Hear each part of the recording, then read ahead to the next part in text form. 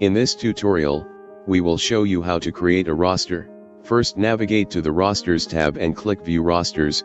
You will see Rosters calendar for the current week. To create a roster in this view, simply click on the plus sign on your desired date in front of a worker record. A pop-up window appears having remaining questionnaire required to create a roster. First, select Client from the list. You will see relevant site list as per the client selection. Next, select the worker task from the list that is associated with that particular client. Here the worker and date will be auto-selected as you already gave your desired criteria in start.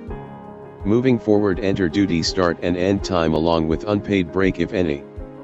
Your total work hours will be calculated in real time. You can also enter notes or message and task-related checklist to be conveyed to worker.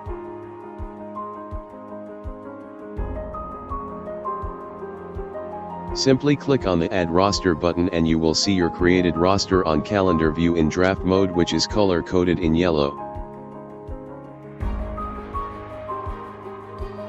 Thank you for watching and stay tuned for more help tutorials.